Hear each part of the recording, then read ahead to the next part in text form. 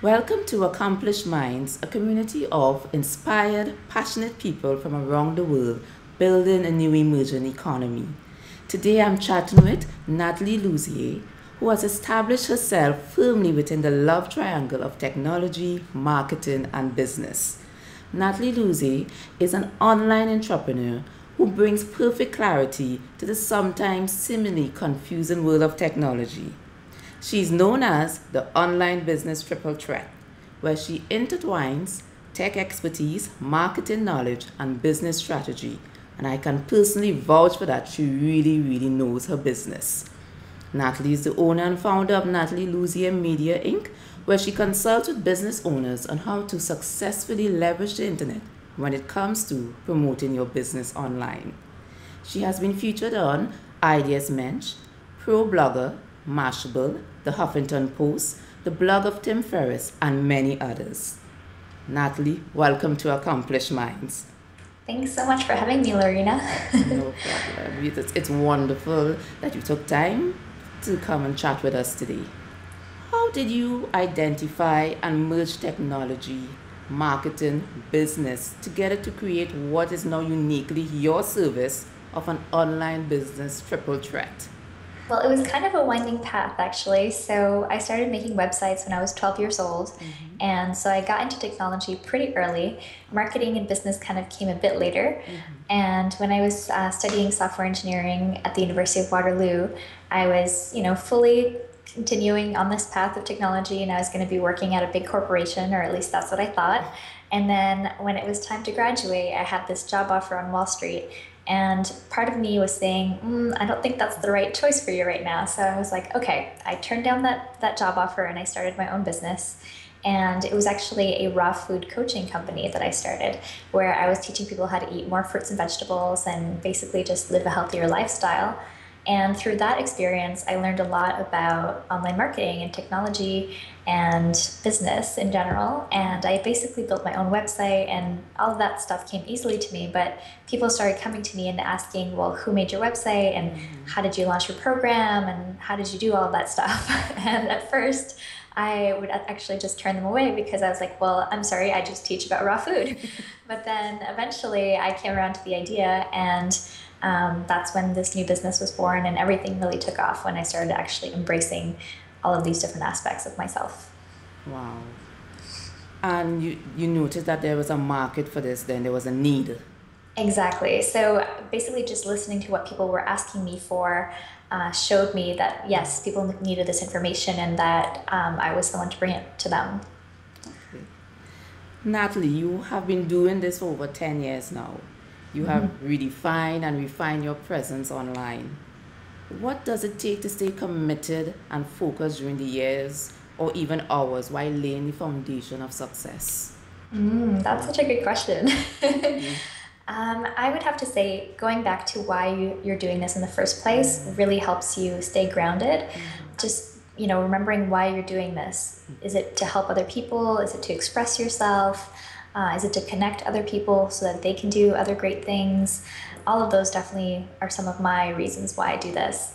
And I think that's kind of the foundation of why we do what we do, because we're kind of driven to change the world in one way or another. Comment or tweet or Facebook message or just like a little email reply to your newsletter, and that just makes your whole day. And what I recommend actually is to just save all of those in a folder somewhere on your computer, or just a Word document or Google Doc or whatever you want to use, and just stack those, put all of them together. And whenever you feel like you're kind of drained or you're kind of losing your momentum, you just go back to that file, which I call the awesomeness file, so that you can just see what people think about you and how much you have impacted their lives, even if it's just like, hey, that post was really inspirational, or thanks so much for that video, thanks so much for that interview, like that changed my life. Or even if it's not a huge change in my life, like even if it's just like, now I'm flossing every day, like it could be really simple, but it reminds you why you're doing it.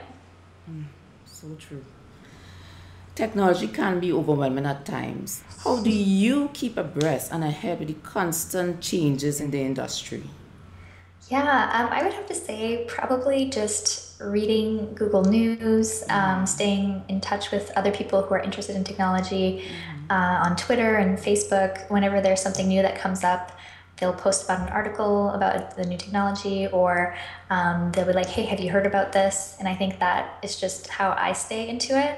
If you're not as into technology, then you probably don't want to get immersed in this world, and that's fine. So in that case, I would say just kind of keep in touch with people who are interested in it, kind of like myself, or you could kind of just skim TechCrunch. That's another website that you can go to, but you don't have to stay abreast like on it every day. You can really just, if there's a big news, you will hear about it. That's true.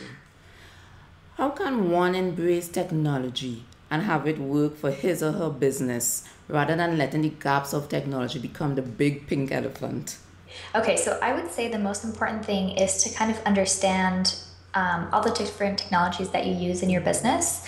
Because a lot of times we just get overwhelmed and we shut down. We're like, actually, I don't want to learn how my website works. I don't want to learn how, this tracker thing or this payment system or whatever. I don't want to look at it. That's basically what a lot of people do. But I think it's really helpful to just understand kind of the basics underlying how these things work. So just understanding what a domain name is, what a hosting provider is, how to upload video, like all of those things are really important. So just understanding how they work is usually enough for us to actually do it. So just understand the basic components. Exactly. And also, if you understand the basic components and you don't want to do it yourself, you can hire someone to do it, but at least you'll know what they're doing and if they're doing it right, so that you're not spending money on tons of stuff that you don't actually need, or that they're going to be doing it wrong. And you can explain better what you actually want done when you understand what needs to happen.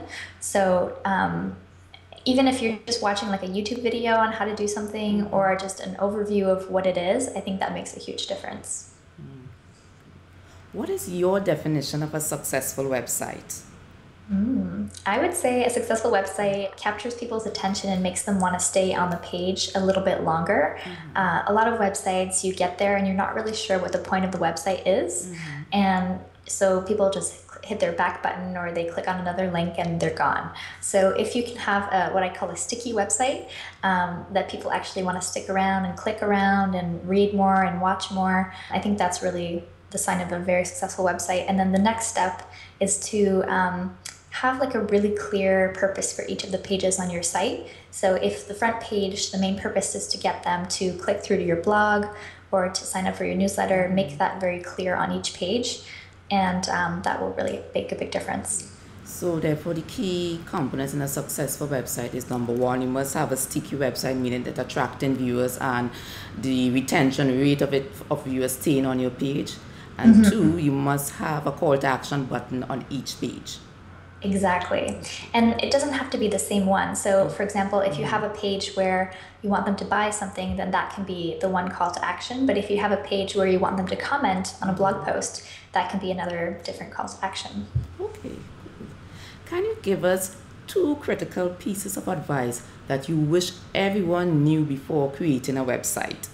That's a good one. Okay, well, the first one I would say is probably if you're creating your first website for a business or whatever purpose, don't spend $1 million on it.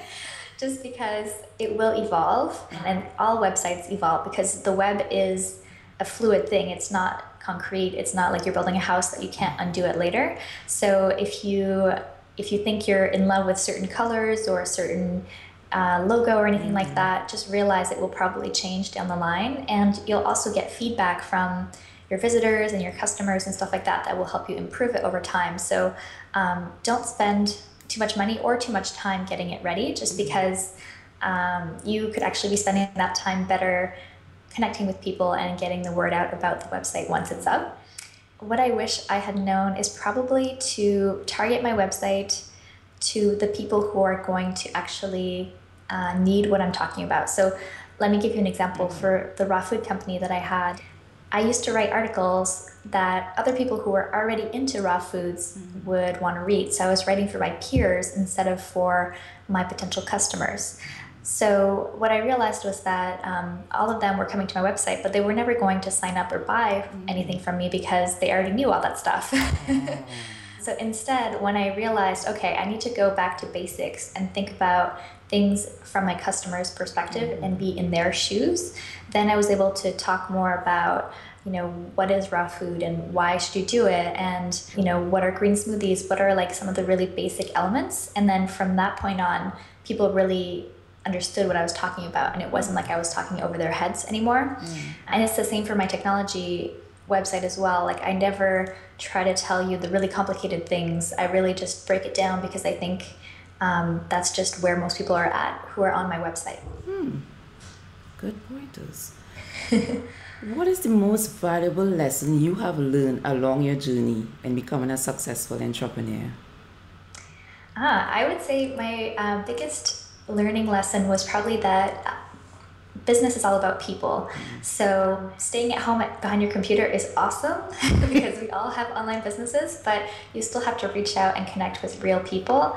And whether you do that on Skype like we're doing, if you're doing it on email, on the phone, or if you're going out to events, I think just connecting with other people who are in your industry or people who are peers and also kind of doing similar things. If they have their own web show, they have their own online business, or even if it's an offline business, but they're doing something similar, that's going to make a huge difference. And there's a number of reasons for that. One is that it kind of gets you out of your own head, which is really important. And you also get more support, and you're not kind of doubting yourself all the time. You actually get good feedback, and you can actually move forward faster. Sometimes they become promotional partners, they become friends, but they become clients. It can really just kind of expand from there. So don't forget that everything, like all opportunities in business, come from other people. What aspect of your work brings you immense pleasure? I have to say probably getting people results. So seeing them taking action, seeing them getting results, seeing them get lit up by what we are doing together, I think that's probably the biggest thing for me. And then just knowing that I'm making a difference. What's next on the agenda for Nathalie Lussier? Oh, so many things. I think the one that I'm really excited about is actually the book that I'm working on.